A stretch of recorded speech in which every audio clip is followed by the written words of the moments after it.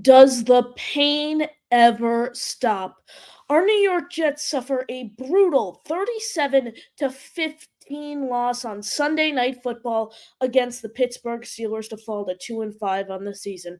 Boy, has this team been disappointing. Following a 2 and 5 start, are the Jets out of the playoff picture? Who better to bring on to talk all things New York Jets than the co-host of the the Mic podcast, Mr. Sam Monson, joining the show here on a Monday edition of NY Flight Jets Talk.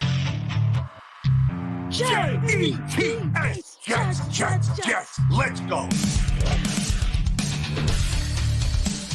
Jets wide receiver Wesley Walker. Wesley, how you doing today?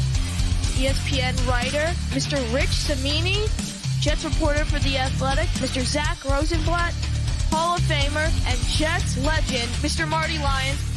Your host, Connor Law. Welcome in, everyone. We are here on a Monday edition of NY Flight Jets Talk, and it's, another week, another loss for the New York Jets, fall to 2 and 5 on the year, and it feels like the playoffs are a bit far-fetched, but everyone, make sure you are subscribed to the channel. Make sure you smash that like button. We have over 260 of you watching here live across all platforms. We really do appreciate all the support, but let's bring in our guest for today's show, the co-host of the Check the Mic podcast of the 33rd team, Mr. Sam Monson, joining the show. Sam, how you doing? I'm doing well. How about you? I'm doing great. Super happy you are able to be here. A really, really brutal game last night, Sam, to put it lightly. I'm sure we'll get into some deeper thoughts, but what was your biggest takeaway from last night's, demoralizing loss?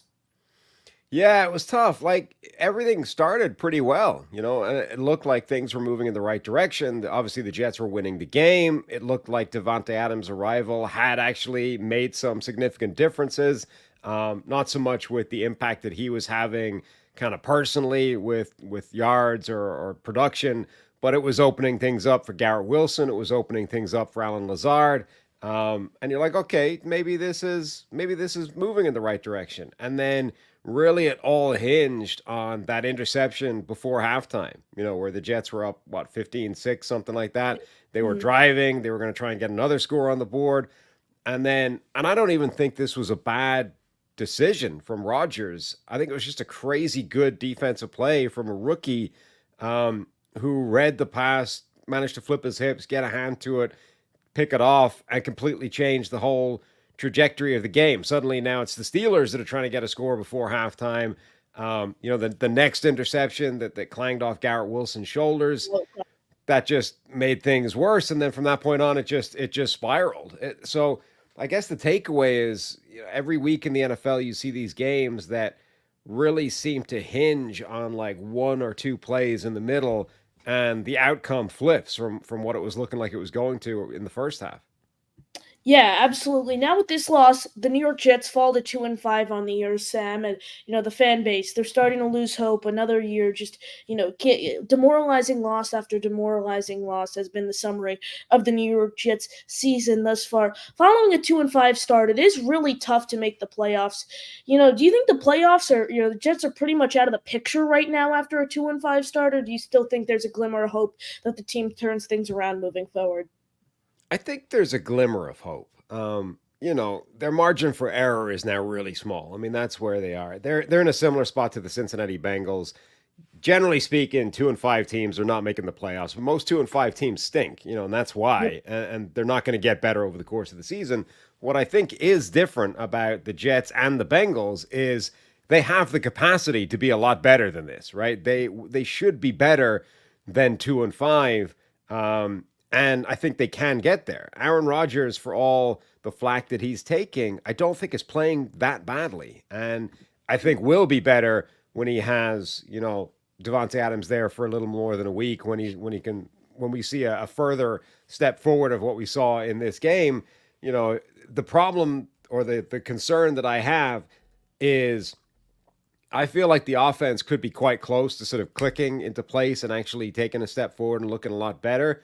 But I do worry that that's going to come or coincide with the defense getting so injured that it's no longer able to play the way we, expect this Jets defense to play. So that to me is now the concern. Is I think the offense might actually be just around the corner from being really good, but at the end of the Steelers game, I mean, they were missing basically an entire back seven at that stage, and that may be a problem that's too big to overcome.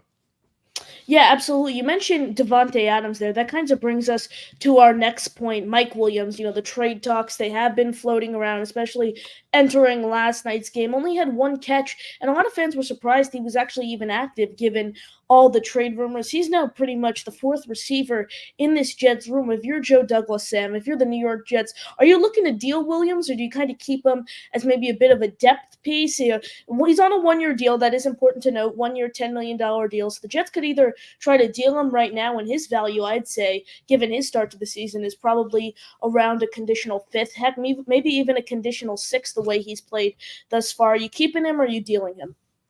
I mean, from the Jets' perspective, there's no real benefit to trading him. It's really what Mike Williams wants, right? If he wants to play, if he wants to be a bigger part of a team, he has to know that that's not going to happen with the Jets now because of the Devontae Adams trade, because of everything that's happened. So if he wants out, there's no sense keeping him around as, a malcontent wide receiver and a guy that could potentially disrupt the locker room or whatever. Like, he's not going to provide enough value outside of injuries to sort of keep him against his will. So, let him go. But if he doesn't want to go, then I think you're right. The amount you would get back for him in a trade is so insignificant that given how all in this team is, you might as well keep him around for the insurance, for the contingency that if somebody else does get hurt, you have a guy that could potentially step into that bigger role that you might not have if you get rid of him. So to me, it's up to what Mike Williams wants. Absolutely, Sam. It's not only that; it's a one-year deal. Yes, it's $10 million, but just get through the year, and then it's free agency. It's not kind of like last year, if you remember, the Alan Lazard situation when he signed a 4-year, $44 million contract that last offseason.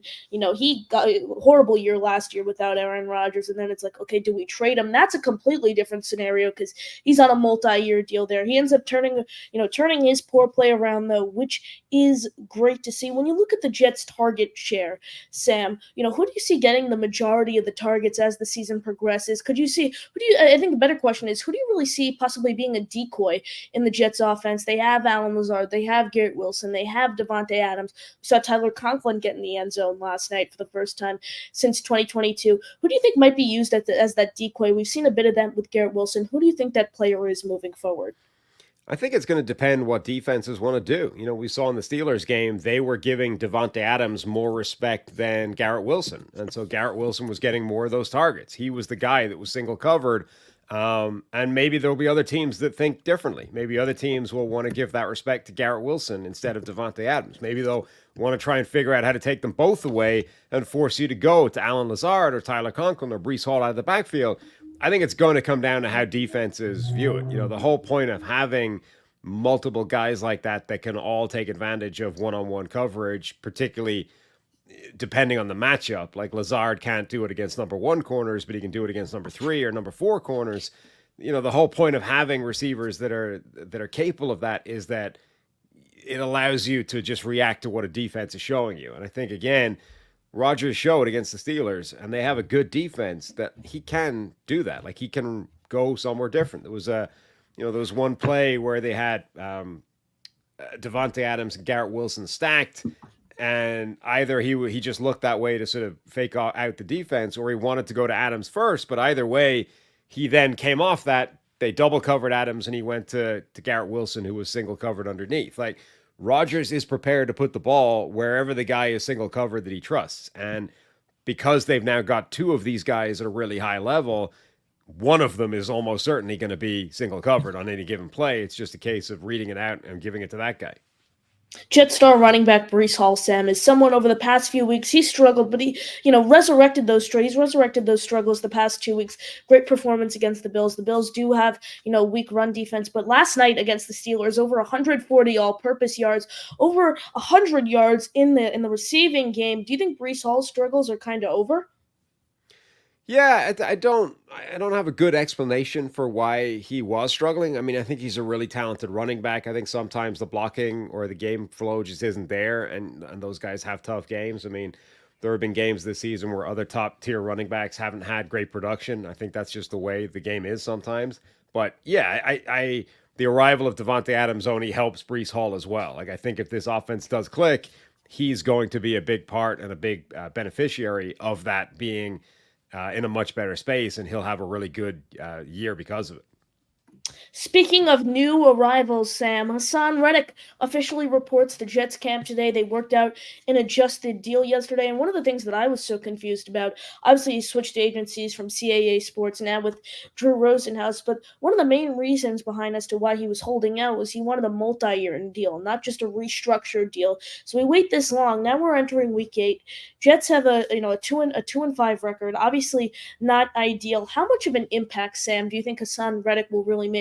We all know his accolades, double-digit sacks over the past 4 seasons, 16 in 2022, finished 4th in Defensive Player of the Year voting. Look at someone like Will McDonald, who's 2nd in the league in sacks, trailing only Dexter Lawrence of the New York Giants. Reddick, now you pair Reddick and McDonald on, opposing sides of the defensive line. I think this is going to become a nightmare for some offensive line pairings.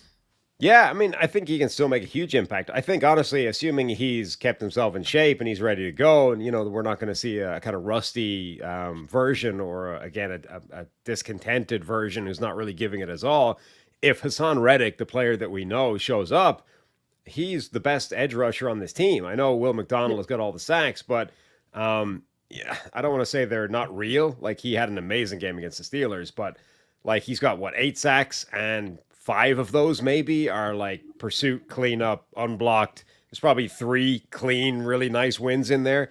If he played like he did against Pittsburgh every week, like Will McDonald would absolutely be one of the best edge rushers in the NFL.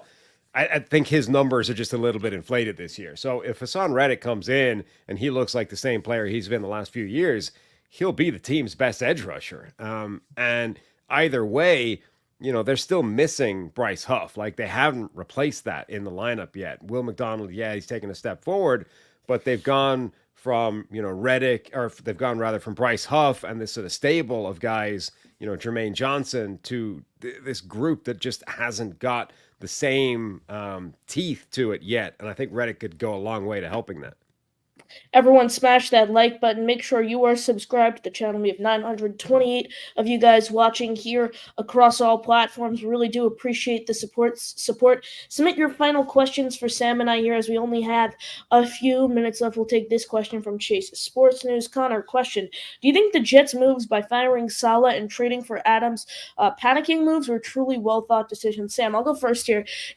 I wouldn't necessarily call them poorly thought decisions. I think Saleh deserved to get canned. I mean, the undisciplined play, the penalties, it's still a bit concerning that it's carried, past the Saleh firing. If I were the Jets at that point, I would have fired Saleh. In regards to the Adams deal, I think that's something that Rodgers wanted to get done. The Jets have, really tried to get him since they first acquired Rodgers in March of 2023. Chase, I wouldn't necessarily classify them as, not well, as panicking.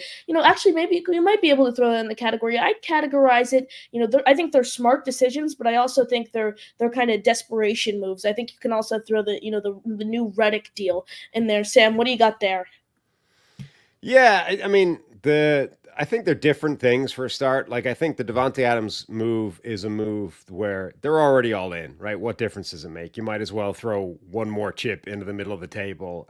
It's not a massive cost. The sort of the most prohibitive part of that is bringing on his salary. If you're willing to do that, it's fine. A 3rd-round pick, assuming they don't make a championship game or he's not an All-Pro. A 3rd-round pick for, most of the season of Devontae Adams is fine value-wise when you're this all in. I don't have any problem with that. I think it is desperate, but it's the kind of desperate move that there's no real downside to making. I feel like the Saleh firing was kind of scapegoating him. I think that they were in a bad situation. They and the ownership just kind of got sick of it and was like, this is not acceptable. We're supposed to be, an undefeated team. We're supposed to be chasing a Super Bowl this year. We're supposed to be all in. And things look bad, right? And Saleh was just the most obvious guy to carry the can for that at this point. So I don't think that the problems were of Robert Saleh's making, but he was the most obvious guy if somebody had to get fired. Absolutely. We'll do one more question here, Steve, before we wrap. Snowball wants to know: will the Johnsons ever sell Sam? Woody Johnson. He's now on the team for over 25 years. It doesn't look like obviously the fan base has never really liked him, but it doesn't really look like this ownership group is going anywhere. No, and this is the thing, right? Is that being a billionaire owner of a football team is a pretty awesome gig, you know? Yeah. It has to be. If you think about it, it's probably about as much fun as you can have. The only more fun you can have is taking it one extra step and being Jerry Jones, where you go, well, not Yep. only am I going to own it, but I'm going to be the GM as well because it's real fantasy football. So at least they're not doing that, right? But Yeah. the bottom line there is it means it's going to take a lot to get an owner out of a building because it's great. You have your own football team, you get your own seat in the luxury box, you get it all. You get the facility, you get your own little office. It's great. So, the number is only appreciating as well. The asset is going up. It's only making him more money the longer he goes. Maybe at some point they'll decide the money is more valuable than the lifestyle, but until that happens, they're going to keep hold of it. That'll do it for us, everyone. Thank you guys for watching. We really do appreciate all the support. Make sure you are subscribed to the channel. Make sure you smash that like button. You can find Sam's work at Sam Monson, NFL on Twitter, co-host of the Check the Mic podcast. He's of the 33rd team. Sam, we really do appreciate it. And the final question I ask to everyone I have here on this program: for dinner guests, anyone in the world, dead or alive, who are you taking? Wow. Okay, let me think. For dinner guests. All right, we got to get Nick. We got to get Sun Tzu from The Art of War. I feel like we need a strategist at the table. We Yep. need someone that can talk his way through. I feel like James Joyce, the guy that wrote Ulysses, famous Irish author. You got to have somebody Irish at the table. That's going to Yep. help things through. I need a comedian. Billy Connolly, so famous Scottish comedian, good storyteller. I feel like that would help lubricate the whole thing. Yep. I need one more. Got to have a famous sportsman of some description. Who's good? John Randall, ex-Minnesota Viking, defensive tackle, greatest trash talker of all time. I feel like John Randall at the table would add something too. So that's off the top of my head. That's the four I would go with. Sam, love it. Any final thoughts? No, thanks for having me. It's been fun. Of course, that'll do it for us. Everyone, make sure you smash that like button and you are subscribed to the channel. Sam Monson, Connor Long, signing off. JTS Jets, Jets, Jets.